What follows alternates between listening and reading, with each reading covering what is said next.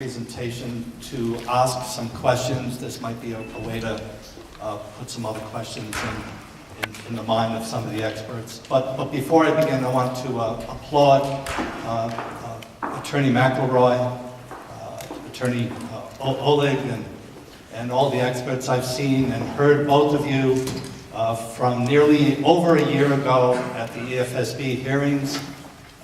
Your wisdom and your forcefulness are well appreciated even way back then.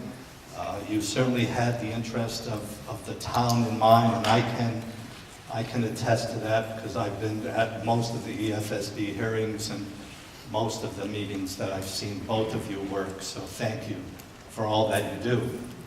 I also want to thank the town council for this opportunity to speak with you this evening.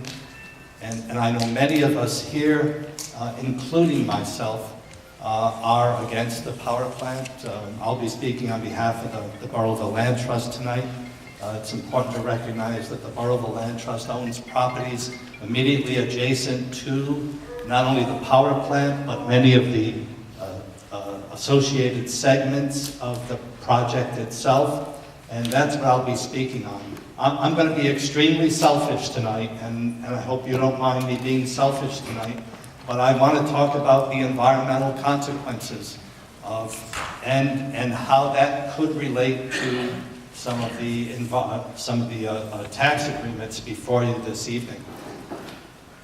I can say almost without a doubt that the environment has not only taken a back seat, but has taken a distant, it might as well be on a different planet in terms of how the environment is being worked on or approached or litigated or even dealt with when it comes to the FSB hearings.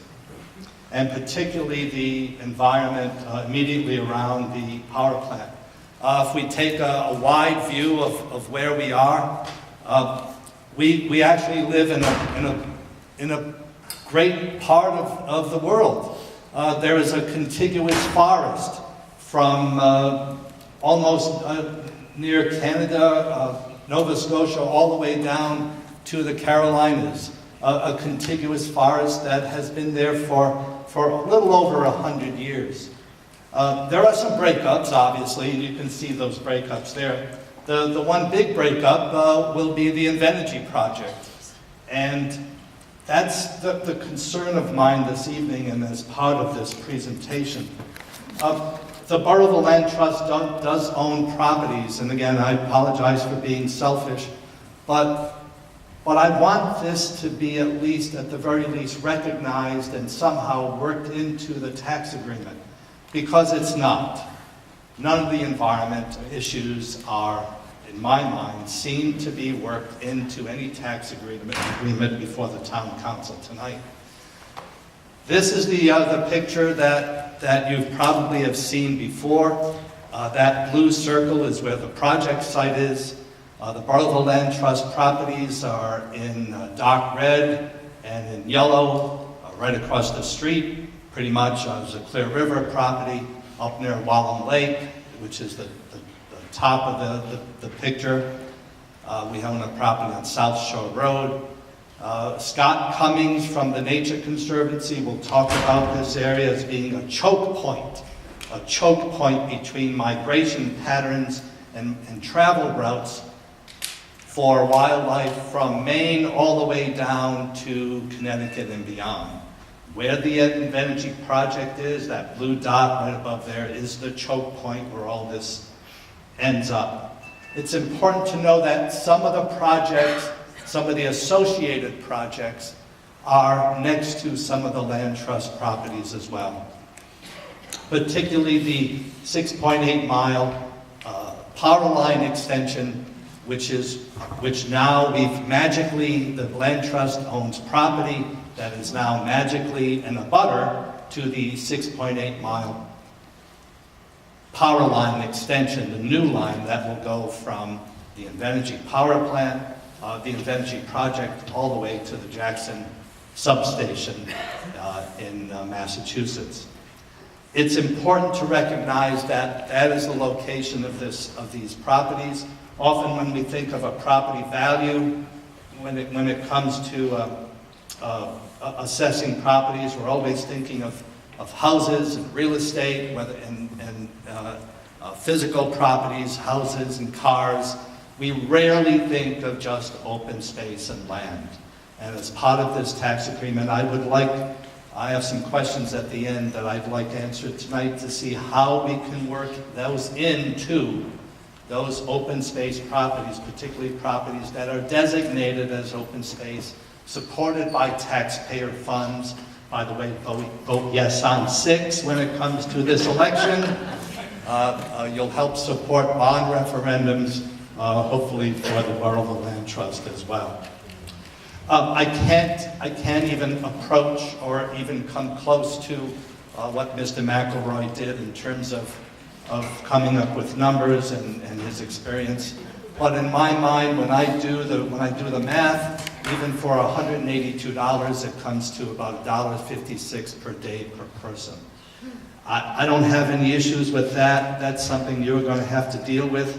But what I want to understand is, I can't imagine that the tax agreement, I'm almost done by the way, I can't imagine that the tax agreement is or can be the ultimate solution for all the ills associated with the power plant. But I'd like to see what the tax agreement can do for these particular pieces of property. So the questions I have are as follows.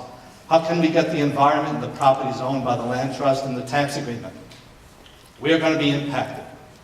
Most of those properties will be impacted some way or another through real estate, assessed values, or the obvious upheaval it takes for people to move, or who want to move.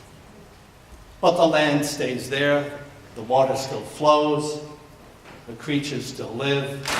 They are impacted by the pollution that comes out of, and as Attorney McElroy says, it's a polluting monster.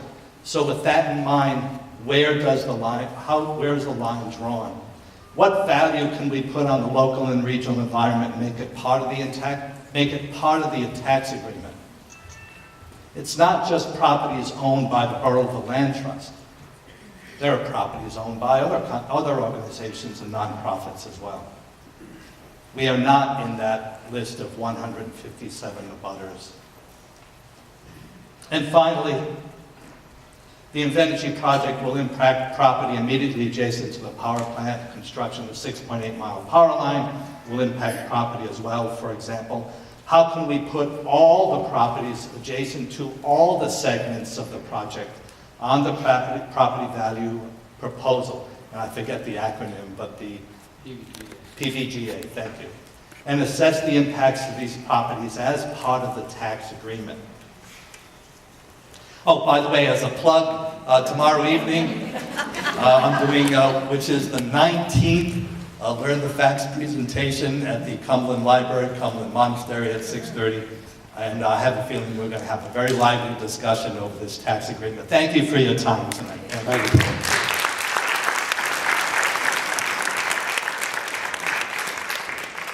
Okay, as I expected, we have quite a few names on this.